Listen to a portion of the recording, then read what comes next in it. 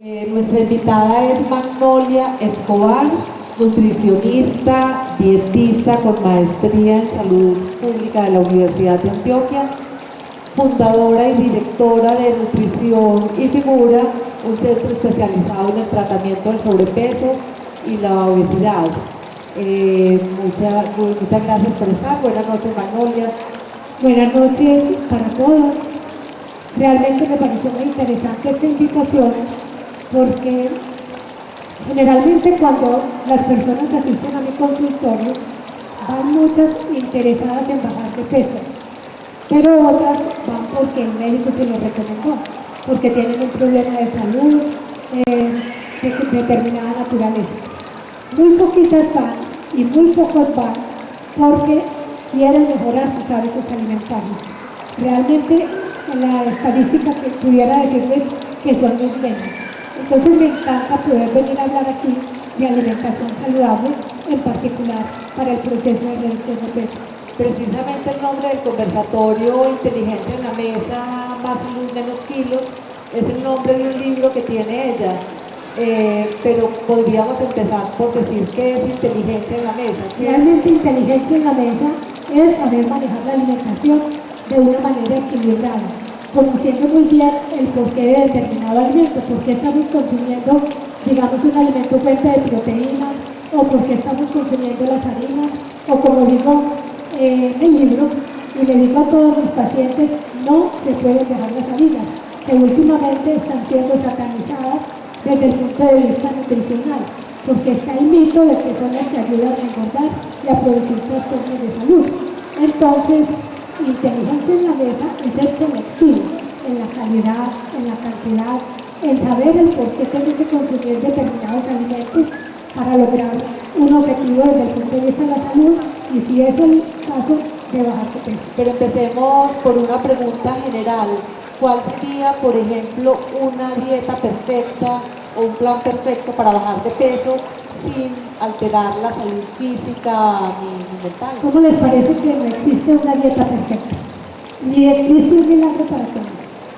Simplemente tenemos que hablar de una alimentación equilibrada, que esté adaptada a cada persona, a cada ser humano, dependiendo de la edad que tiene, del sexo, de la actividad física que realiza, y una cantidad de factores, por ejemplo, de hábitos alimentarios, como preferencias, retrasos alimentarios, que son importantes para que una persona pueda seguir un plan de alimentación adecuado que no le afecte su salud. Entonces, a veces surgen en el medio dietas milagrosas o dietas milagro extra rápidas, y uno cree, o la mayoría de los pacientes piensan que esa es la panacea, que ahí está la solución, o se someten a procedimientos que afectan la salud. Entonces, lo mejor es pensar en esa alimentación equilibrada con un direccionamiento apropiado. Pongamos un ejemplo concreto de alguien que no tenga un sobrepeso en este momento, digamos, visible, que no tenga como el deseo de ir donde ningún nutricionista. ¿Cuál sería el consejo ideal de un día normal? A ver, desayuno tal cosa, o a las tantas horas coma qué. Correcto. Pero primero les voy a decir algo, porque si no tenemos en cuenta la parte nutricional, digamos, uno necesita proteínas que desempeñan una función en nuestro organismo, como es formar la fibra muscular, entre otras funciones. Necesitamos grasa, la grasa también es importante, solo que es en la que menos nos debemos exceder. Necesitamos carbohidratos o harinas para poder tener energía, y en particular para que nuestro cerebro funcione. También necesitamos vitaminas y minerales que están presentes en las frutas y en las verduras. Necesitamos agua. Así que entonces lo que necesitamos es mantener una alimentación adecuada con un buen equilibrio nutricional. Pero me decías con respecto a horas, momentos. En general, uno debe comer cada 2 horas y media o 3, porque el vaciamiento gástrico de lo que consumimos en una comida se demora más o menos ese tiempo. Entonces, cada 2 horas y media debemos consumir algún alimento, empezando por el desayuno. Yo confío que muchas personas acá nunca dejen el desayuno, es la comida más importante. Muchas personas, por el afán del trabajo o porque tienen una cantidad de otros compromisos dicen, no, yo no desayuno, desayuno en la oficina. Ese es un error. El desayuno es el despertador, es el que activa el metabolismo y controla mucho la ansiedad en el resto del día. Realmente le refieren a uno que no comen en la casa el desayuno, pero lo consumen en la oficina. ¿Y que buscan? No, la empanada, el buñuelo que me lleva la secretaria o el que compartimos ahí entre los amigos, con un cafecito con leche. Otros dicen que con una gaseosa. O sea, no hacemos un desayuno equilibrado. ¿Cuál es el desayuno equilibrado, por ejemplo? Exacto. Un desayuno equilibrado debe tener preferiblemente una fruta, pero vuelvo y repito. Uno generalmente lo que tiene que hacer es adaptarlo a cada ser humano, a cada persona. Pues, pero preferiblemente una fruta debe tener un alimento fuente de proteínas, que puede ser la leche, el queso, puede ser el jamón, el huevo, que afortunadamente el huevo ya está teniendo prestigio, y una harina o carbohidrato. El tamaño de la porción ahí es la clave. No es lo mismo un hombre que una mujer. No es lo mismo una persona adolescente o una persona de 20 o 30 años que aquella que tiene 60 años. Así que tenemos que adaptar la alimentación a cada persona, a cada ser humano, y de esa manera ella puede seguir sus comidas de una manera mejor. Usted hablaba de una proteína al desayuno, por ejemplo, pero es un alimentos fuentes de por eso, un huevo y queso, o huevo con bueno, queso, o como es. todo depende. A veces uno le dice a una persona, debes consumir dos porciones de queso o sustituto, pues que es como nosotros manejamos los distintos grupos de alimentos, y supongo, yo veo que hay unos pacientes que es la manera como nosotros les hablamos. Entonces, 2 porciones significan toma huevo y queso, pero hay otros que se les dice solo una porción. Entonces usted escoge si el huevo, el queso, o si quiere consumir más bien una tajada, 2 tajadas de jamón, pero el criterio en ese caso, si es para bajar de peso, le diría bajo en grasa. Es muy importante ese concepto de bajo en grasa. Yo diría que todos, aunque no tengamos problemas de colesterol, ni triglicéridos, ni glicemia elevados, siempre debemos preferir los alimentos reducidos en grasa, porque tenemos que cuidar la salud cardiovascular y también cuidar que entonces no se nos eleven el colesterol y los triglicéridos, que es muy frecuente a medida que avanzamos en la edad. Hablábamos de 5 comidas al día. Entonces, en la mitad de la mañana se puede consumir un refrigerio, que puede ser, dependiendo, un lácteo tipo yogur, y algunas personas puede que necesiten alguna harina, otras puede que uno les programe una fruta. Vuelvo, insisto, depende de los hábitos y el estilo de vida de cada persona. Bueno, ya una vez que uno consume un refrigerio, es bueno hacer refrigerio, porque da saciedad, porque se mantiene el nivel de glucosa, o sea que no vamos a estar al final de la mañana agotados. 2 refrigerios en la mañana. Un refrigerio en la mañana, es bueno siempre hacerlo. Y luego viene el almuerzo. Si yo ya he tenido ese refrigerio, mi almuerzo, ya no estoy tan ansioso por comer un montón, sino que ya puedo ser más selectivos. Y generalmente lleva un alimento fuente de proteína, que puede ser la carne de res, de cerdo, pollo, pescado, por ejemplo. Un alimento como pues cualquier harina, que está dando la energía para que nuestro cuerpo siga trabajando. Que no falten las verduras y la fruta. A algunas personas les gusta la sopa, también pueden consumir la sopa. Pero muchas personas piensan que la sopa es muy engordadora. ¿Qué tan recomendable no es tomar la sopa? Inclusive, la sopa tiene un beneficio, y es que hay personas que les gusta, disfrutan mucho de la sopa. Entonces, el hecho de uno coger con la cuchara la sopa, llevársela a la boca, saborearla, disfrutar de ella, hace que nosotros tengamos más bienestar en esa comida que estamos ingiriendo. Entonces, no es un error consumir la sopa, es más, en la literatura uno encuentra el beneficio de consumir sopa cuando uno está en un proceso de reducción de peso. Y se imaginan los días tan fríos que echa uno a tomarse una sopita, ¿cierto? Hay muchas personas que disfrutan de ella. Entonces, si nos levantamos y nos tomamos 2 vasitos de agua, esto es excelente, porque entonces activa el metabolismo, activa la digestión. nos prepara, nos despierta ese metabolismo. ¿Qué cantidad es la que se debe tomar? Se habla de más o menos los hombres alrededor de 3,7 litros, pongámosle de 3 a 4 litros al día. 3 o 4 litros, es Al decir, día. 8 por 3, 24 vasos. No, al día. 3 a 4 litros al día. 1 litro son 4 vasos. Sí, pero entonces te voy a explicar. El 80% de esa agua está en lo que consumimos diariamente, en la sopa, la leche, el café con leche, en fin, todas esas bebidas que consumimos, el agua incluida, y el 20% está en los alimentos sólidos.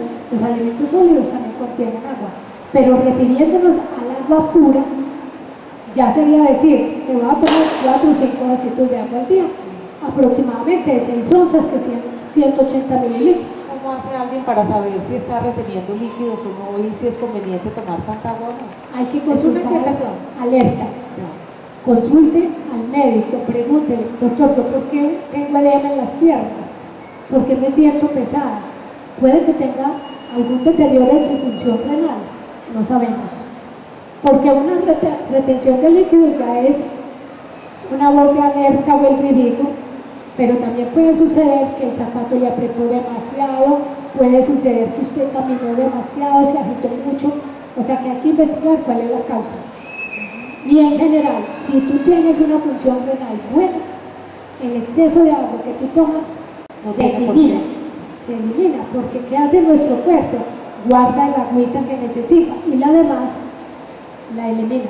Hay personas que se abstienen de tomar agua porque dicen, digamos en este caso, ay, es que si me tomo un vasito de agua ahora, ligero voy a tener que ir al baño y el baño me queda muy lejos. Eso sucede mucho en el trabajo de oficina.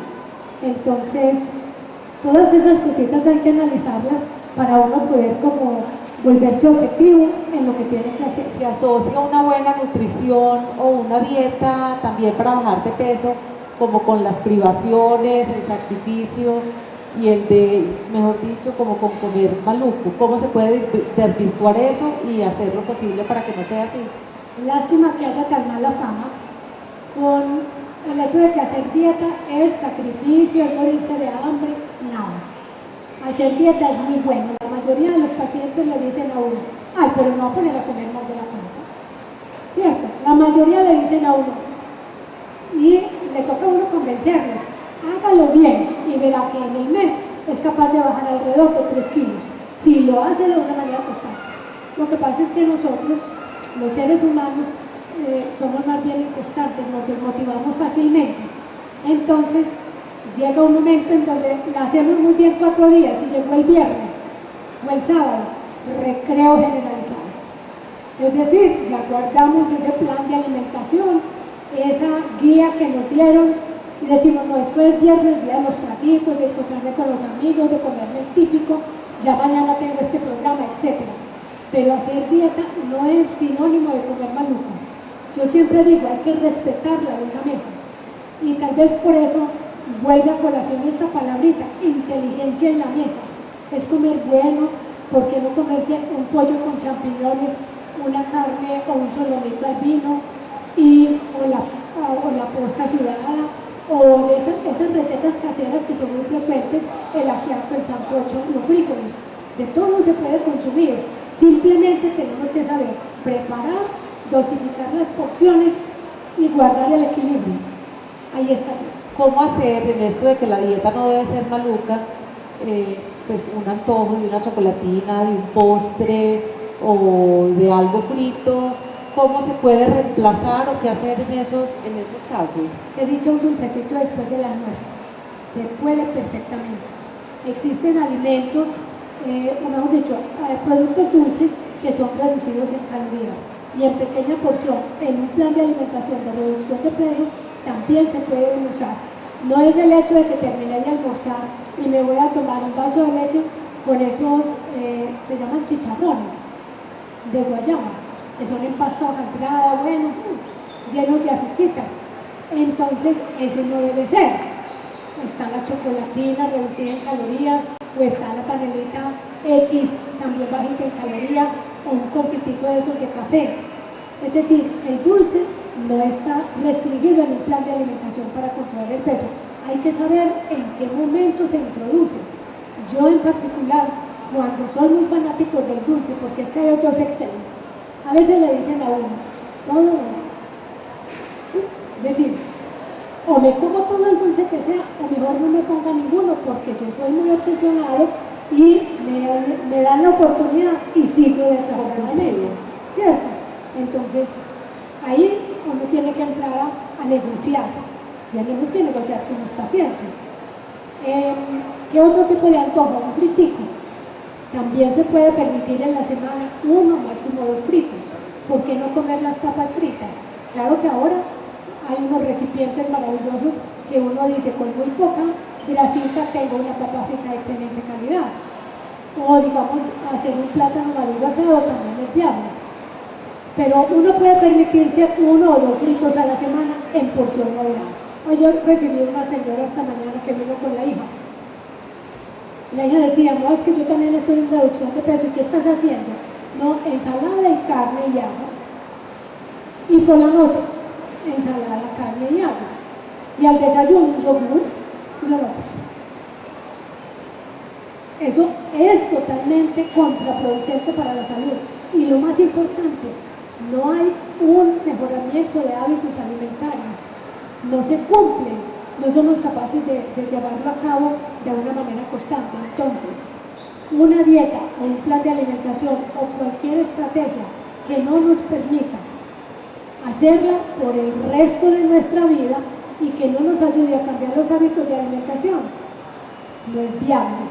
Porque ¿de qué nos va a servir a nosotros que hagamos una dieta bien restringida de 500, 600 calorías como las he analizado? Si al cabo de 15 días o un mes estoy extenuado físicamente porque me falta energía, ¿cierto? Me falta energía. No tengo capacidad de concentración porque mi cerebro necesita glucosa. El cerebro necesita de 100 a 150 gramos, 130 más o menos de glucosa para poder concentrarse y estar atento. ¿Cómo sustituir la grasa? En un antojo de sustituir. Sí, ¿cómo se podría sustituir? La grasa, en la industria de alimentos nos ayuda a cantidades, porque existen alimentos reducidos en grasa. Digamos un yogur, uno encuentra gran variedad de todas las marcas de yogur o kumis, en fin, que tienen el 0% grasa, porque se utilizan sustitutos de la grasa.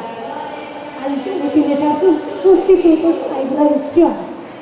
Las margarinas, hay unas que no tienen nada, fat free, o sea, nada de grasa, y hay otras que tienen reducción de grasa en un 20-25%.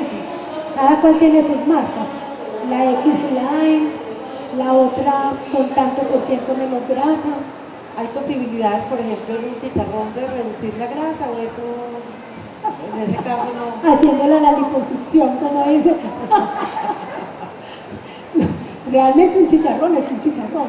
Entonces, cuando uno se lo va a comer, sencillamente porción moderada. Y depende de la condición de salud de cada uno. Si yo tengo colesterol y triglicéridos elevados, por favor, no diga que se va a comer el chicharroncito cada 8 días, porque entonces, ¿a dónde va a dejar su condición de salud? Pero si yo soy una persona saludable, muy bien me puedo comer el chicharrón moderadamente. Pero no le sume al chicharrón el chorizo, la morcilla, el patacón y todo ese montón de fritos que a veces acostumbramos cuando consumimos una bandeja paisa. Bueno, ahorita hablaba como de esas dietas que la gente hace en un momento dado para que sean muy rápidas y muy efectivas. Se habla de los efectos meseta y el efecto rebote. ¿Qué es el efecto meseta? ¿Cuál es la diferencia con el efecto rebote y cómo se pueden evitar? Desde el punto de vista fisiológico pueden suceder 2 cosas. La una, la célula grasa está llena, ¿cierto?, de grasita, y a medida que nosotros bajamos de peso se va reduciendo de tamaño. Entonces una explicación es que llega un momento en donde esa célula grasa que está ya como una pasita empieza a pedir otra vez que le den más para volver a estar en su estado habitual. Ese es, digamos que es una teoría, porque científicamente no está demostrado.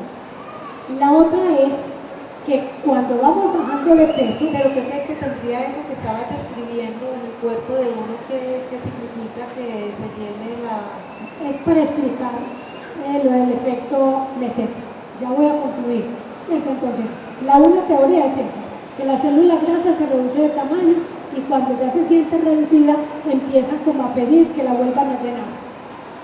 La segunda explicación es, en el efecto meseta, que cuando bajamos de peso, también el cuerpo de nosotros utiliza en algo la parte muscular, la proteína, la fibra muscular. Y en ese momento, el metabolismo, que es la energía que nuestro cuerpo gasta para sobrevivir, también se baja un poquito.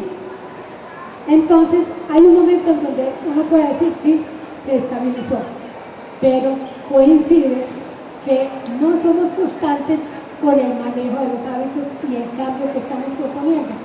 Entonces, el efecto meseta se debe muchas veces a que llegó el fin de semana y guardé la dieta, o a que salí de vacaciones, o que tuve una fiesta, una celebración. Entonces se presenta el efecto yo-yo. Subo y bajo. O sea que entonces científicamente no hay una teoría que nos haya dicho se presenta el efecto meseta por aquello o por esta otra razón. La explicación que les di sobre la grasa y sobre la reducción de la energía que normalmente gasta nuestro cuerpo es valedera, pero no nos explica al 100% el por qué nos estabilizamos o por qué nos ponemos así. ¿Es reversible o es irreversible? Se puede mejorar, pero hay otra cosa, que es que ese gasto metabólico depende de la edad, y de la actividad física, y de si es hombre o si es mujer. Un hombre tiene un metabolismo más alto porque tiene más masa muscular que nosotros, las mujeres, ¿cierto? Si hacemos actividad física, el gasto calórico es mucho más elevado que el que no hace ejercicio. Si somos de 20 años o de 30 o de 60, el gasto metabólico es diferente. A medida que avanzamos en la edad, el gasto metabólico, aclaro nuevamente que es la energía que nuestro cuerpo gasta para mantenerse, para sobrevivir, se disminuye porque perdemos masa muscular, hasta la estatura se nos va reduciendo. Entonces el gasto metabólico es menor. O sea, esos son ya situaciones fisiológicas normales que se dan a medida que avanzamos. Hay muchos mitos y se dice mucho que es conveniente tomarse una copa de vino al día, que el vino blanco tiene menos calorías, que hay de cierto en todo esto y cómo manejarlo para alguien que esté en un ánimo de perder peso. Yo diría que no es ningún aliado desde el punto de vista de un programa de reducción de peso. Porque el licor, ¿qué es el licor? Es un azúcar fermentado, o sea que tiene azúcar y tiene alcohol, ¿cierto? 1 gramo o 1 centímetro cúbico de alcohol son 7 calorías. Y la vía, como es hidrosoluble, el que usted lo está consumiendo se absorbe y finalmente pasa rápidamente a absorción en el intestino delgado y finalmente se acaba de metabolizar en el hígado. ¿Sí? O sea que si 1 gramo de alcohol son 7 calorías y nos tomamos una copa de 30 mililitros, ¿cuántas calorías estamos consumiendo? Son 7 por 3, 210 calorías en ese momento. Pero saludablemente sí hay un concepto. Antes se promovía mucho el consumo de vino, ¿recuerdan? Entonces, mire, todos los días tómese una copita de vino. Pero no eran claros, o no éramos claros en decir, es que es una copita de vino de 30, o sea, 1 onza, 30 mililitros. Los hombres tenían derecho o tienen derecho a 2 onzas de vino diariamente, no son acumulables. Es decir, no es decir, yo no me las voy a tomar en la semana, sino que me las tomo todas el sábado o el domingo, o el viernes, o el jueves, ¿cierto? No es acumulable. Entonces, saludablemente se habla de 1 onza de vino las mujeres y los hombres, o de licor, porque no es solamente el vino. El vino tiene una ventaja, y es que tiene unos antioxidantes, que son el resveratrol y los taninos, que son antioxidantes y favorecen la salud cardiovascular. El vino tinto. El vino tinto tiene mucho más mucho más que el vino blanco, exactamente. Energéticamente el vino tinto y el vino blanco son iguales, calóricamente hablando, al igual que tiene calorías el aguardiente, el whisky o el tequila, solo que en esos casos prima el concepto de grados de alcohol. ¿Cuántos grados de alcohol tiene el aguardiente? 29. ¿Cuántos tiene el vino? 12. Está muy bien informado. Muy saciado. Excelente. ¿Y cuántos tiene el tequila? 40 o ¿Y la 45. cerveza? La cerveza 4, pero es que la cerveza 4%. Lo que pasa es que la cerveza 4 grados. Lo que sucede es que la cerveza tiene otros componentes, entonces usted no se toma una copa sino la botellita y eso le da 130 calorías en promedio, depende obvio del tamaño de la cerveza.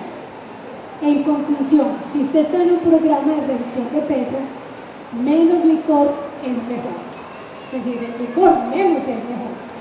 Si por salud piensa que una oncita le puede ayudar, pero inclusive la literatura lo dice y los médicos de salud cardiovascular también lo mencionan. Lo que pasa es que a la gente le encanta el traguito, entonces dice, tomémonos este otro y así. Y la otra cosa es la copa. Una copa. La gente, una copa de vino no es así, no es una onza, ni 2 onzas, son 150 mililitros. O sea que son ¿cuántas onzas? 150, son 5 onzas en una sola copa.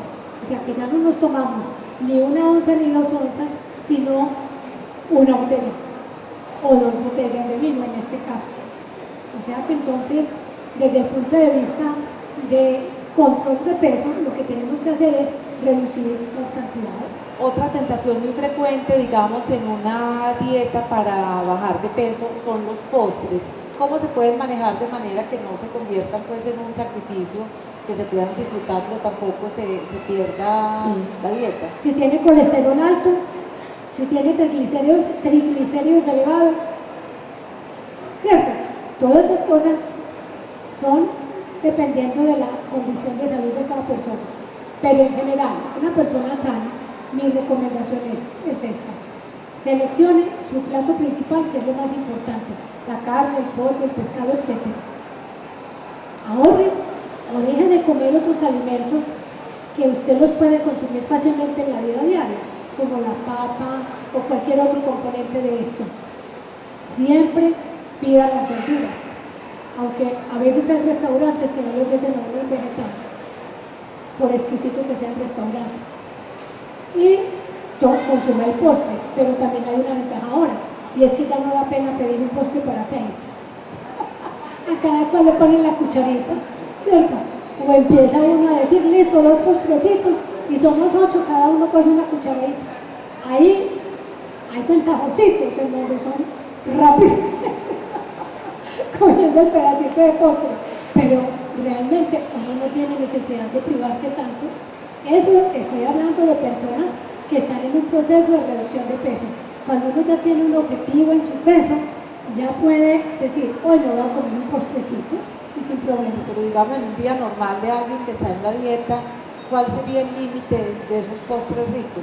Así no vaya. En un día normal, si yo se lo programo, todos los días lo puede consumir en la hora, por ejemplo, del almuerzo. Depende de lo que me digan. Ay, es que me hace una falta en la tarta el dulcecito.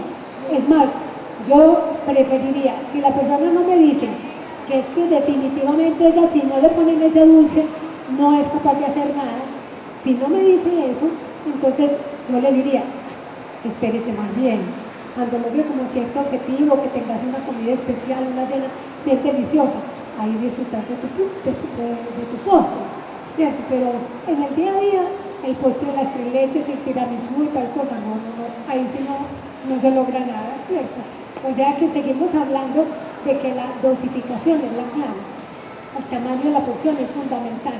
Bueno, otra cosa que tiende a confundirse mucho es el sobrepeso y la obesidad. ¿Cómo hace alguien uno para saber que está en sobrepeso un poquito normal o que ya va corriendo el límite incluso de una obesidad mórbida? Normalmente nosotros utilizamos diferentes métodos, pero les voy a decir cuál es el más fácil que cada uno puede hacer. El que más se acostumbra, porque la Organización Mundial de la Salud lo tiene establecido, es el índice de masa corporal, que es dividir el peso que uno tiene sobre la estatura al cuadrado. O sea, yo peso 60 kilos y mido 1,60. Entonces, divido 60 por 1,60 dividido al cuadrado. ¿Está bien? Y eso me da un número. Si está entre 18,5 y máximo 24,9, digo, estoy en el rango de peso saludable. 18,5 hasta 24,9. Ahí, peso saludable. Gané el año. ¿Cierto? De ahí en adelante empieza sobrepeso. Para que no se enrede hasta 29,9 y después empieza la obesidad. Se habla mucho de los riesgos que tiene la obesidad mórbida. ¿Qué riesgos tiene un sobrepeso, digamos, de 2-3 kilos? ¿Qué riesgos en la salud de alguien? No, yo digo que no representa el mayor problema de salud. Pero como no solamente es el peso el que prima en este caso, sino como tener estos niveles de glicemia o glucemia, como tienes tu perfil lipídico, o sea, colesterol, triglicéridos, entre otros, el colesterol malo, que es el LDL, como tienes tu colesterol bueno, que es el HDL. Entonces, hablo así porque la mayoría, cuando van a un examen de laboratorio, el médico se lo debe explicar así. Por ejemplo, muchas personas están tomando vinagre de manzana. Porque si todas esas cosas tuvieran validez, no habría ni sobrepeso ni obesidad. Científicamente no se ha encontrado que tomar vinagre de manzana sirva para reducir peso. Y más de una persona lo ha hecho, inclusive una vez la empleada de mi casa le di el vinagre de manzana, Rocío. Está tomando vinagre de manzana. Ay, sí, a ver si rebajo. Y bajó. Pero usted no ve lo que comemos aquí en la casa, no igualitico que nosotros, y verá que logra como buenos resultados. Entonces, esos son paliativos, son alternativas. Entiendo, pero no sé mucho, Luz María, que el vinagre de manzana sí tiene como otros beneficios. Ayuda a bajar de peso, no tomar líquido en abundancia, acompañando las comidas. El líquido ayuda al transporte de los alimentos, o sea, agiliza el proceso de digestión, pero es respetable que hayan personas que no les gusta tomar líquido con los alimentos, que no les gusta. Algunos dicen, no, yo no lo tomo media hora después o una hora después de haber terminado. Lo importante es que en el día tenga suficientes líquidos para ayudar a los procesos de digestión y transformación de la alimentación, mantener hidratado el cuerpo, ayudar a favorecer la digestión. O sea que no tomar líquido con los alimentos, que yo sé que algunos grupos lo promueven, no quiere decir que le va a ayudar para bajar de peso. La pregunta es, ¿cuáles frutos secos son los más indicados para consumir? Hay una gran variedad de frutos secos, nueces, almendras, macadamia, marañón, maní, y me faltan algunos más, que no recuerdo en este momento. Piñón, los piñones. Ese no es de frutos secos. El granberry o arándanos sí es una fruta, pero es que generalizamos frutos secos los que son de esa familia, que tienen una grasa monoinsaturada, contienen omega 3 y que actualmente se están promoviendo muchísimo su consumo porque realmente contribuyen a la salud cardiovascular. La chía es una semilla muy buena, rica en omega 3, altísima en fibra, sobre todo la fibra, con muchas cosas. Vamos con esta preguntita para que terminemos la inquietud de los frutos secos.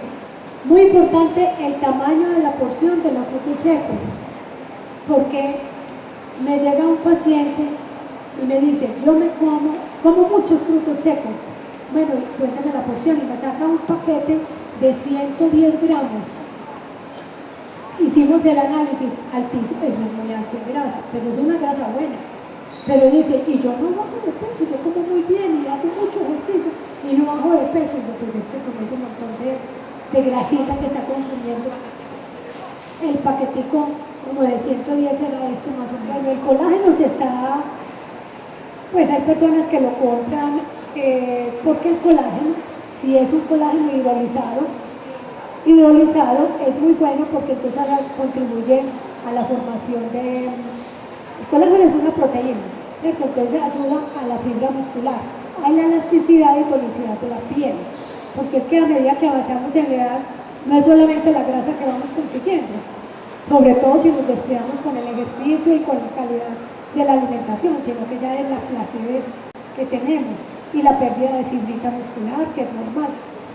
Tenemos que aceptar lo que nos va pasando a medida que avanzamos en la vida, pero creo que todo se puede controlar siempre y cuando tengamos una calidad de alimentación y en general una calidad de vida. Adelante. Aquí hay dos preguntas en uno con respecto al desayuno. Uno dice, ¿se debe consumir un huevo diario? Pregunta. Y la segunda es si es aconsejable un desayuno con yogur y cereal para empezar un día. Empecemos por el yogur y el cereal, se puede perfectamente. Yogur, si está en un proceso, no, y en general, ojalá siempre bajito en grasa, en general, porque recuerden que los alimentos de origen animal contienen colesterol. Entonces, si yo quiero tener una calidad de alimentación sana, lo mejor es comprarlo bajito en grasa. Pero si dicen, eso no cuenta, no aplica, se lo puede consumir todo normal. Ya es el desayuno. Ya no puede ser un desayuno de esos de gente ejecutiva que no tiene quien le suministre el desayuno, o una señora bien ocupadita dice, no, tengo que desayunar hoy rápido, mi yogur, cereal y una frutita, y me fui a trabajar. Y esa persona también preguntaba por el huevo, que si un huevo diario era posible. Tiene muchos a favor, pero la razón no es porque sí, sino porque el colesterol, más o menos la yema de huevo tiene 200 miligramos de colesterol. Antes decíamos, mis riesgos de comer huevo, y mucho más si tiene el colesterol elevado. Cómase un huevito de vez en cuando, pero afortunadamente actualmente a raíz de la investigación que se ha hecho alrededor del huevo y de la grasa que contiene la yema del huevo, entonces se ha encontrado que tiene muy poca grasa saturada, tiene grasa insaturada y tiene unos fosfolípidos que favorecen, que no favorecen depósitos de colesterol en las arterias. Por esa razón, actualmente no se puede consumir 3 o 4 huevos a la semana, y para personas mucho más jóvenes pueden comer huevo todos los días. Lo que engorda